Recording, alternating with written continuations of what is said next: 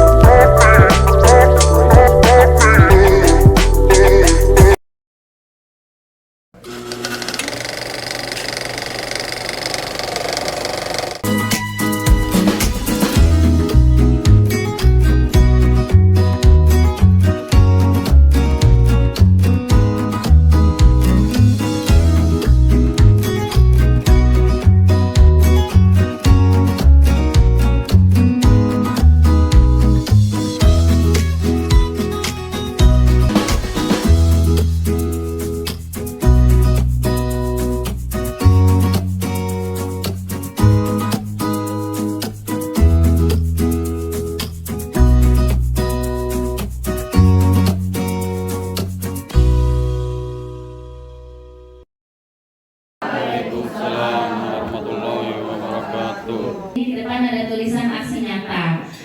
Aksi nyata ini bukan mengajar, sekali lagi bukan mengajar, tapi mengibaskan. Kalau mengajar biasanya ada predikat jenjang antara guru dengan murid, dosen dengan mahasiswa, terus mentor dengan menti, tutor dengan murid, apalagi.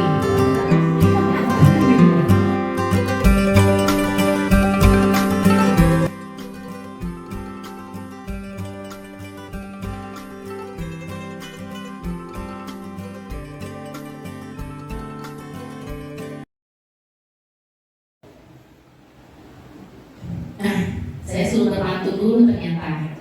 Boleh di sini ya Bapak Ibu ya. Berteduhlah saat hujan lebat, sambil berdoa pada Yang Maha Kuasa. Selamat datang para guru hebat. Mari kita berkarya untuk bangsa. Gurunya, dari manajemennya, dari komitenya, dari dinasnya, dari kementeriannya, dari masyarakat sekitarnya. Selanjutnya, karena tadi ada sedikit kegiatan,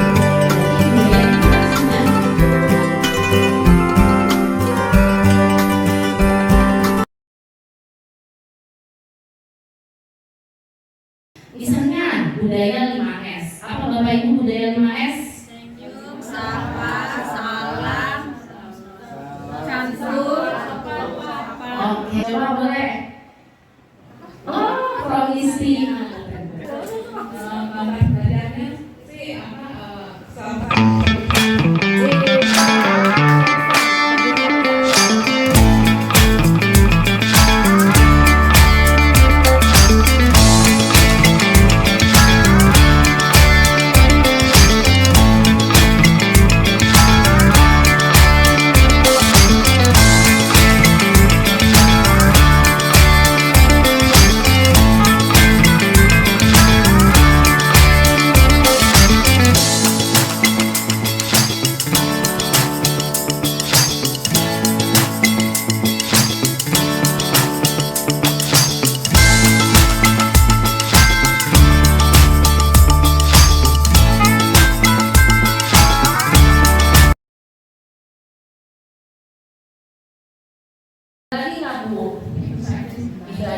Terima kasih teman-teman. Oke, baik, itu salah satu contoh dan saya yakin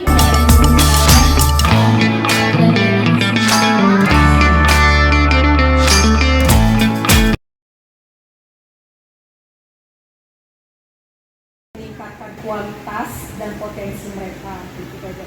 Artinya semuanya bisa melakukan hal itu tanpa pilih pandang siapapun dan tidak pernah berpikir bahwa kamu itu bodoh gitu. Oke, teman-teman buat materi ini. Nanti kita ada sesi sendiri.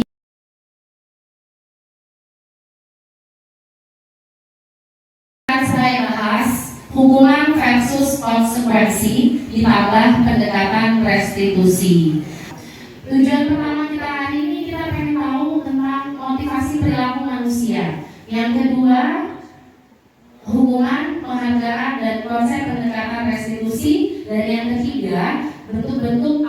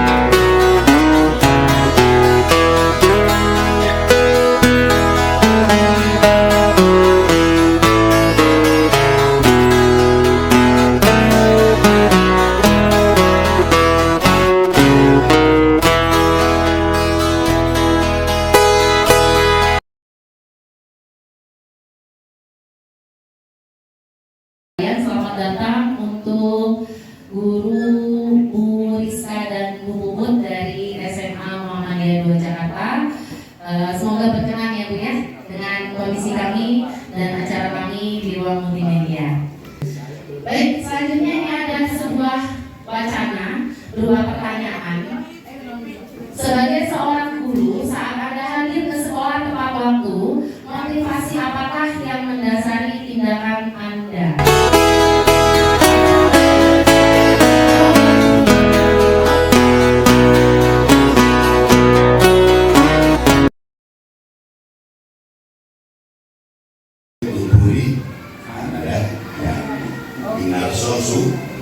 Tadi judulnya judul materinya kalau kita kasih contoh itu dari belakang. Kalau muridnya terlambat lagi, guru terlambat gimana? Pertentangan buat Bapak. Terima kasih Bapak. Bapak Ibu bisa berpendapat seperti analogi kami melalui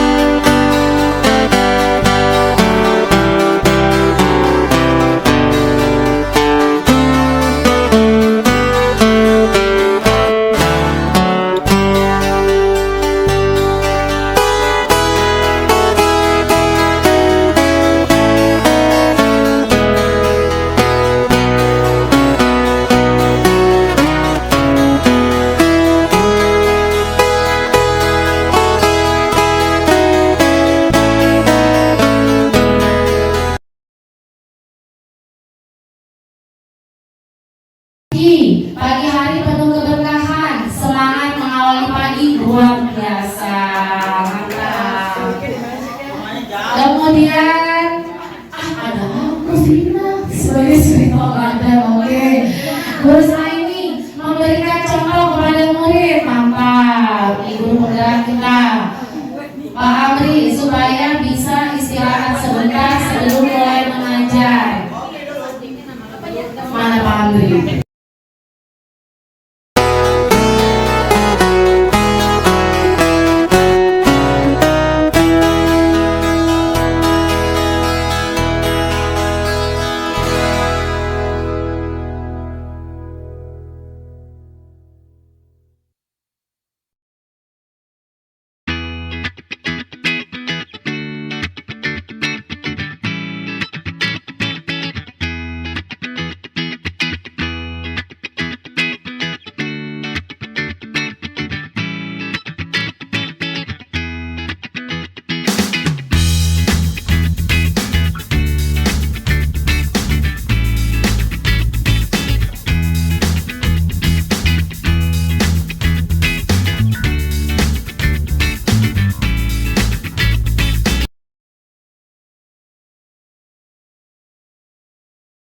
setiap orang pada dasarnya punya motivasi untuk melakukan segala sesuatu, dan kita tidak boleh menyamaratakannya karena setiap orang punya motivasinya sendiri-sendiri. Nah, banyak teori motivasi dari para ahli dan itu beragam.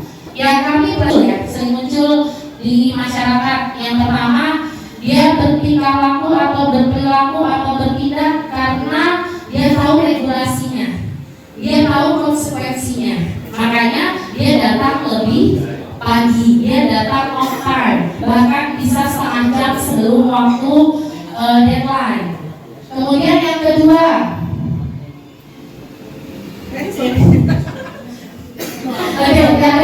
dan ini tunjukkan apa Bapak Ibu buat ada penghargaannya.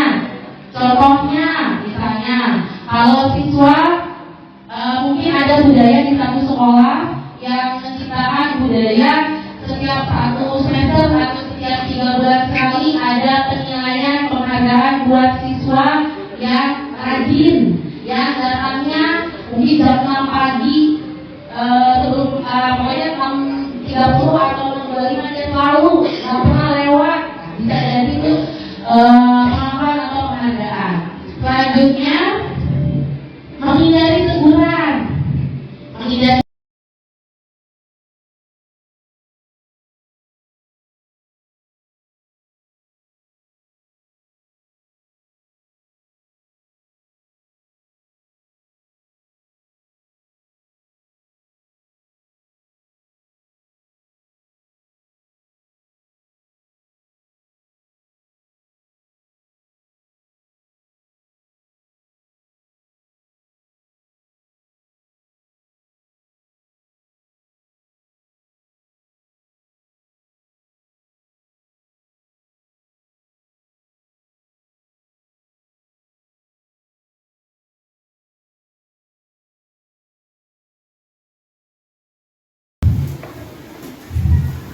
Nah, ini kasus kedua nih. Bila di sekolah Anda tidak ada peraturan yang mengharuskan guru datang tepat waktu dan tidak ada surat teguran bagi datang tepat waktu, boleh?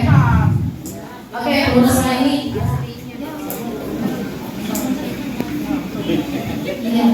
Iya.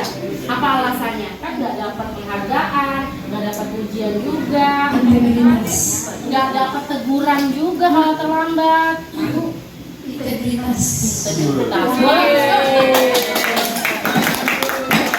Boleh dispesifikasikan lagi integritasnya? Melakukan segala sesuatu itu jangan karena ada ujian, tapi tadi seperti itu kan memang kalau sudah aturan ya dilakukan. Nah, malu pada diri sendiri itu lebih baik daripada malu pada orang lain. Dapat surprise. Terima kasih. Ya. Baik, saya lanjut. 3 motivasi perilaku manusia. Menurut Diana Gosser dalam bukunya Restructuring School Discipline. Yang pertama, avoid. Boleh? Avoid, Bu Kelly. Avoid apa? Iya, apa sih? Oh iya, menghindari. Jadi ada loh manusia, seseorang yang dia motivasi berperilaku atau bertindak untuk menghindari ketidaknyamanan atau hukuman. Nah, yang level ini termasuk level terendah, motivasi level terendah. Nah, apa yang akan terjadi apabila saya tidak melakukannya? Jadi dasarnya dia punya pertanyaan dalam dirinya ketika dia tidak melakukan, apa sih yang akan terjadi sama saya? Jadi itu yang jadi dasar dia bertindak. Kemudian motivasinya masih bersifat eksternal. Berarti ada motivasi apa Bapak Ibu? Internal atau intrinsik, gitu ya. Nah, selanjutnya ini yang pertama. Yang kedua, reward. Apa itu reward Bapak Ibu? Iya, benar, penghargaan. Jadi ada seseorang yang bertindak untuk saya yang salah itu kopasnya. Oke, yang reward tadi udah saya jabarkan juga, cuma kayaknya saya salah copy. Jadi dia bertindak untuk mendapat penghargaan, pujian ataupun pengakuan. Nah, ini levelnya tapi nggak bawah. Karena apa? Dia masih punya nilai positif meskipun dalam jangka waktu yang pendek. Nah, kemudian motivasinya masih bersifat eksternal. Yang terakhir menurut Diana itu belief. Belief apa Bapak Ibu? Ya, keyakinan dirinya. Dia udah yakin bahwa apapun yang saya lakukan, saya sebagai makhluk Tuhan, saya sebagai makhluk sosial, ada batasan-batasan, ada kemerdekaan-kemerdekaan orang lain yang harus saya hargai dan saya hormati, gitu. Jadi katanya merdeka, bebas, iya. Orang yang bisa mengimplementasikan makna dari kemerdekaan atau merdeka atau bebas merdeka, dia juga harus paham bahwa ada orang lain yang memiliki kemerdekaan, gitu loh. Nah, ini sudah level tertinggi untuk menjadi orang yang mereka inginkan dan menghargai diri sendiri dengan nilai-nilai yang mereka percaya. Sudah level tertinggi. Dan pertanyaannya yang biasa akan muncul untuk mendasari perilakunya, akan menjadi orang seperti apa saya kalau melakukan itu, gitu. Jadi kalau saya melakukan ini, saya akan menjadi orang yang bisa dihargai orang, dihormati orang, tidak diremehkan orang, gitu. Kemudian motivasinya sudah motivasi internal atau intrinsik. Nah, ini ada pertanyaan reflektif. Di sini ada kasus seorang siswa bernama Iva. Dia kurang menguasai pelajaran matematika, sehingga pada saat pelajaran tersebut berlangsung, dia lebih banyak berdiam diri atau menggambar di buku pelajarannya. Pada saat guru matematikanya menanyakan pertanyaan, Iva gugup, tak sengaja jatuh tasnya dari kursi, dan dia jadi gagap buat menjawab pertanyaan. Seluruh kelas menertawakannya, sehingga dia makin salah tingkah. Nah, si Pak Seno sebagai guru, dia justru malah terkesan membiarkan perilaku teman-temannya yang menertawakannya. Nah, bahkan Pak Seno malah minta Iva untuk maju dalam kondisi yang tadi dia dalam kondisi gagap, salah tingkah. Pak Seno malah nyuruh maju dan kelas makin gaduh dan makin ditertawakan. Boleh saya minta satu volunteer yang mau mengomentari seharusnya Pak Seno itu bersikap seperti apa? Ada? Oh iya, kita ya Pak Amri ya. Boleh. Pak Amri, kalau Pak Seno tuh gimana sih harus? Pak Amri belum matematika ya. Bukan Pak Seno. Saya mengatakan assalamualaikum warahmatullahi wabarakatuh.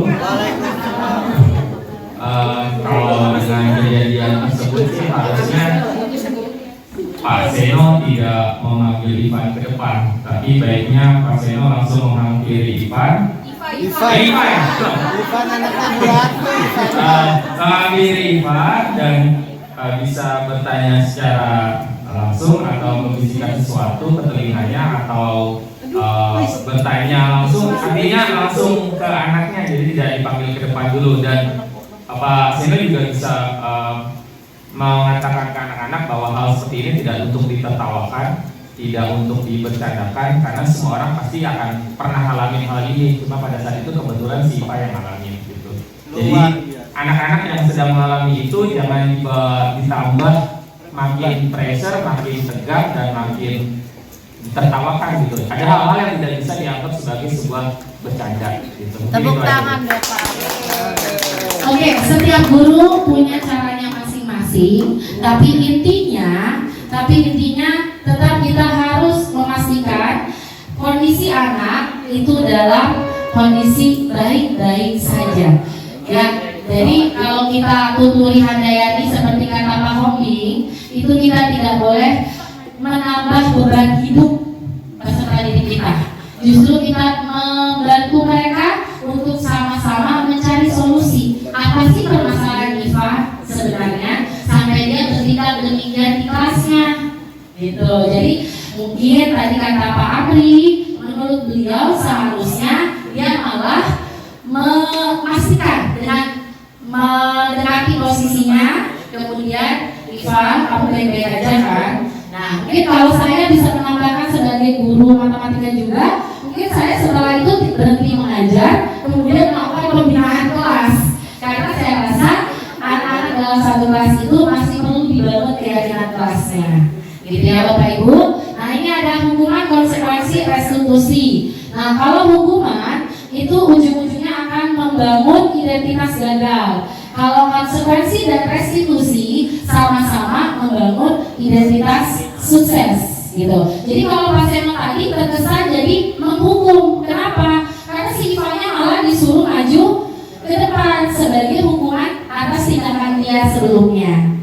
Begitu. Nah, lalu praktek restitusi seperti apa yang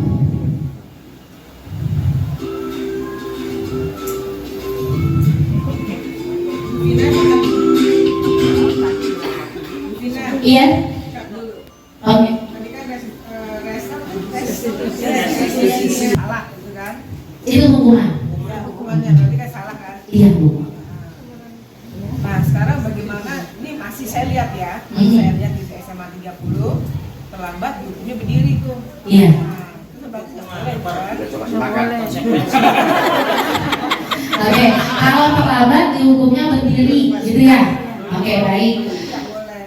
Tadi kita lihat ada hukuman, konsekuensi, ada satu lagi restitusi. Nanti Bapak Ibu bisa lihat dari praktek video itu terkait restitusi. Nah, tadi kalau konsekuensi, dia sebenarnya tidak akan terlepas dari hukuman. Tapi yang berbeda apa? Komunikasinya. Jadi gini, kalau tata tertib kesannya menghukum, benar nggak? Karena ada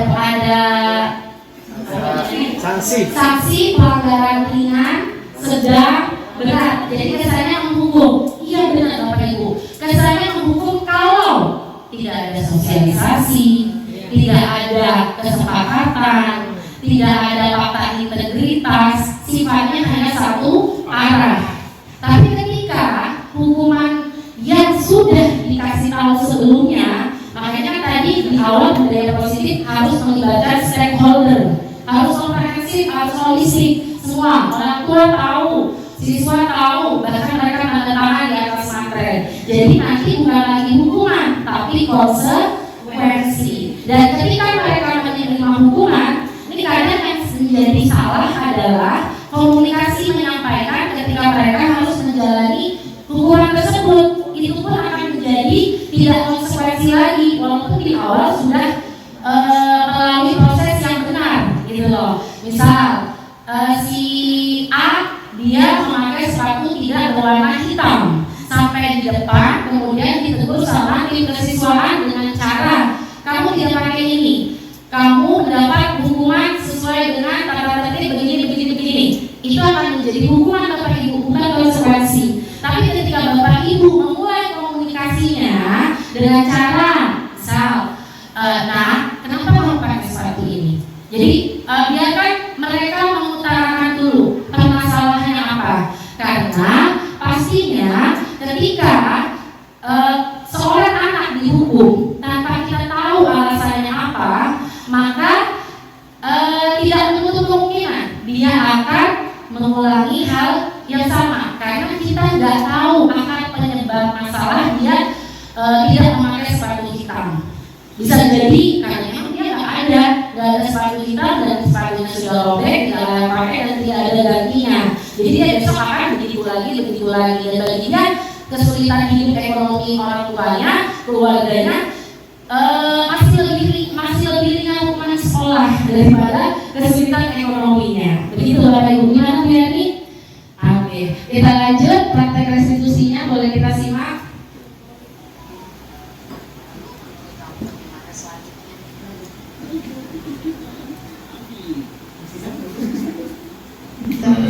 Saya nggak tahu deh. Benar, kamu nggak ada rasa curiga sedikit pun? Enggak Bu, saya nggak ada rasa curiga. Coba dipikirin lagi. Iya Bu, saya menduga kayaknya ada hubungannya dengan doa pagi ya Bu. Lalu? Iya Bu, maafkan saya Bu, karena saya tidak mengikuti doa pagi, malah gabung sama siswa dan harus Bu. Terus gimana dengan keempat teman kamu di kelas? Tadi sih saya nggak diajak Bu, karena biasanya saya yang mengingatkan, saya ngajakin mereka Bu. Oh, baguslah. Berarti kamu sekarang sudah menyadari kesalahan kamu tanpa paksaan. Ya, Tapi ibu penasaran nih, kenapa sih kamu bertindak seperti itu? jadi ya saya merasa hari ini udah di kelas aja Bu, dan ada kegiatan di luar klub. Oke, Bapak Ibu, si Justin ini sebagai aktor, dia melakukan sebuah kesalahan dan saya coba mencari tahu dulu sampai dia benar-benar bisa jujur mengatakan kenapa sih dia melakukan kesalahan tersebut. Nah, kenapa ini masuk kategori restitusi bukan konsekuensi semata? Artinya dia di dalamnya ada hukuman, tapi karena komunikasi yang baik, maka hukuman itu terinterpretasi sebagai konsekuensi. Nah, konsekuensi itu tidak cukup. Kenapa? Karena kalau dia merugikan dirinya atau orang lain, berarti perlu ada istilah restitusi. Restitusi itu awalnya dari konsep perpajakan, ganti rugi. Jadi di sini ada istilah ganti rugi sebagai solusi.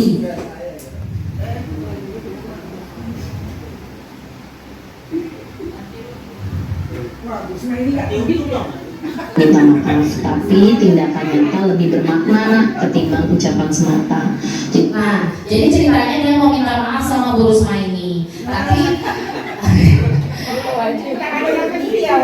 kita sebagai pendidik wajib mengingatkan lebih tidak lagi kalau ada aksi nyata gitu. Nah, kebetulan Jadi momennya kalau boleh ibu saran, perlu ada perubahan dalam bentuk tindakan untuk menunjukkan apakah benar kamu menyesali perbuatan. Ya Bu. Tapi gimana kalau misalnya saya besok aktif dalam peran Natal Bu? Saya akan menggerakkan teman-teman untuk menghadiri acara Natal nanti Bu. Oke, ini bentuk restitusinya Bapak Ibu. Jadi ada effort dia, usaha dia sebagai bayaran atas kesalahan dia, tapi harus relate sesuai dengan pelanggarannya. Jangan ini hukumannya nggak sesuai dengan pelanggarannya. Kebetulan dia masalah religius ya, keagamaan, maka dia punya inisiatif untuk kebetulan momennya lagi mempersiapkan Natal. Demikian dari saya Bapak Ibu. Kurang lebihnya saya pastikan banyak salah, dan salahnya itu datang dari saya sendiri, yang benar dari Allah Subhanahu wa Ta'ala. Terima kasih atas segala perhatiannya. Wassalamualaikum warahmatullahi wabarakatuh.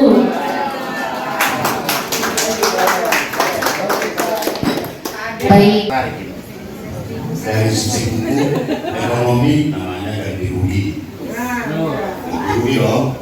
Kalau nama saya dicemarkan, saya minta ganti rugi. Iya Pak.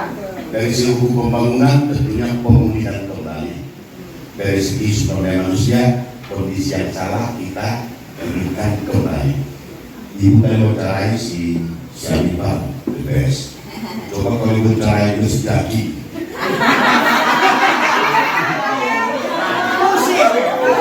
Saya mengajar jadi itu nyuruh duduk aja luar biasa sampai nyuruh duduk jadi aja Bu, duduknya di lantai udah dimarahin karena susah. Tapi kita nggak pernah marahin Bu. Kenapa? Jawabannya kan anak kita. Itu kan jawabannya anak kita. Nah itu kali ini bagaimana sebenarnya pemulihan kita untuk revolusi pembelajaran di 30 perlu proses yang luar biasa. Nah itu teman-teman di awal penerimaan murid baru dan mutasi juga ada yang terjadi Bu. Jangan yang berhenti Bu. Oh, ini jadi anak saya. Bu. Ah, namanya Romeo. Di dua. Saya ancam Bu. Sore-sore. Memang perlu juga kan ancaman itu. Lalu letak sore dah.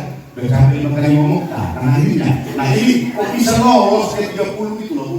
Tapi itu kembali tadi itu anak kita kan itu ya. Bisa setuju teman-teman, mari kita bersama-sama. Jadi jangan sampai mendiskreditkan A sampai dengan Z. Thank you Bu. Terima kasih Pak Omi. Baik, selanjutnya kita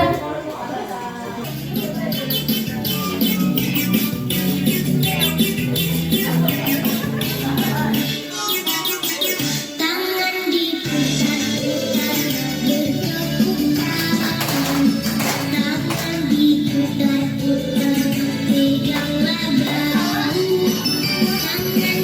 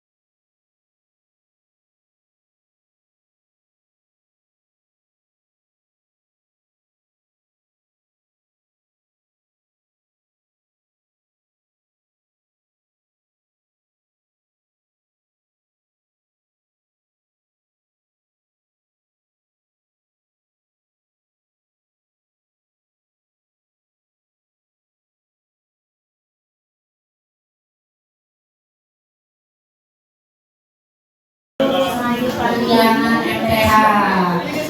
Loh. Jadi saya dulu saya kebetulan disekolahkan juga sebagai wakil kesiswaan. Jadi pada saat materi ini itu pas untuk saya. Dan juga untuk pembelajaran juga bagaimana menangani jika ada anak yang terjadi kasus seperti tadi kan kita tidak boleh memaksa anak untuk cerita gitu. Jadi untuk saya kita tidak boleh menekan anak, lebih baik bagusnya anak yang menceritakan apa yang terjadi. Itu jadi untuk motivasi juga untuk saya bagaimana saya nanti menangani anak. Itu aja dari saya, sampai ketemu lagi. Boleh Konstitusi pasal 30? Legenda prestasi.